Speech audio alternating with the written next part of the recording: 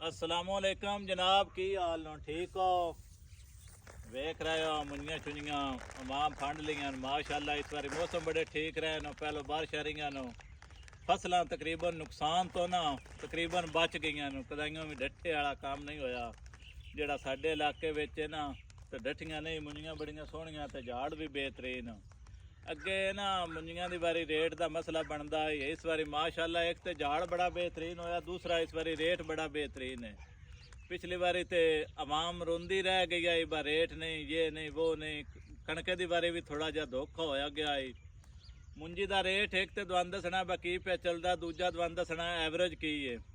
कणके की बारी इंज होया है जिस वे कणका ना किसान को जोड़ा नुकसान होया है।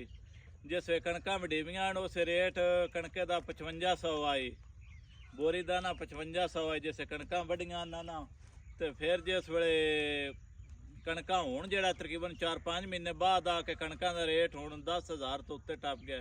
मकसद है वो ज़्यादा व्यापारियों को उसका फायदा होया। मिसाल बजाय किसान होने दे 5500 रेट तो 10,000 हूँ क्रॉस कर गया है। वो फायदा ज़्यादा व्यापारियों को होया, किसान फायदा वही होंगे जी आ मुंजी है ना हूँ इस टाइम हूँ चीवे ना इतने रेट से किसान का फायदा यही है। इस बारी रेट जोड़ा ना इस टाइम चलता पाया है तकरीबन 09-1847।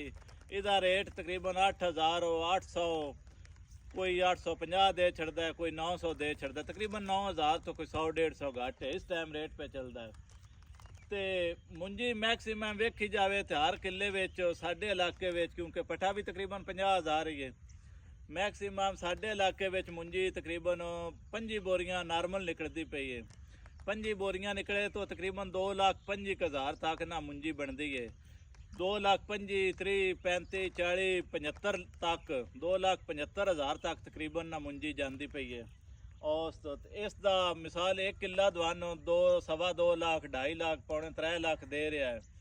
तो सिर्फ इसका अगे अगे रेट नहीं लगता, जिसकी वजह तो किसान को इतने फायदा नहीं होता। किसान को फायदा तो ही है जो इतने रेट लगे। हूँ इस बार थोड़ा जहा रेट लगा है, हर बंदा खुश है, कोई बंदा परेशान नहीं। हाँ जिन्हें कोई किसी माड़िया बंदियां भी हर बंदे तो मुंजी लाई ही नहीं होंगी, 10 विचों 3 लाई ही होनी, बाकी 7 हंजे लेनी। जिन्हें अजकल लेनी होंगी ना उन्होंने बहुत ज़्यादा वारे लभनी है। अगर ये 4 महीने बाद जाके तुम जैसे खरीदनी है ना, ये दवान बहुत महंगी जानी, क्योंकि इसका शुरू के अंदर ही रेट बहुत ज़्यादा लग गया। रेट बहुत ज़्यादा जिसकी वजह तो अगे लैन मुश्किल हो सी। हर बंदा कोशिश करे एक तो वेले ना ले ले, क्योंकि कणके का रेट आई डबल हो गया इस टाइम। जैसे विसाखे का जोड़ा रेट आई हूँ डबल हो गया। जो 6 महीने होर अगांगे होते रेट होर कणके का उत्ते दिल चा 12-14,000 लग जाए। इस तो फायदा यही है कि अपनी हूँ ले लो। इस बारी उंज किसान खुश नो, उंज मुण उंज आखण बस साडा काम नहीं रजिया तो मुड़ पूरी नहीं पाँदी, वो तो मुड़ जोरों ना रड़ान तो नहीं रड़ता। लेकिन ये है भाई इस बारी मुंजी बेहतरीन है, गौरमेंट रेट भी तुहाडी बेहतरीन लाया है जी। असी आख्या डिटेल दे दईए। अस्सलाम वालेकुम।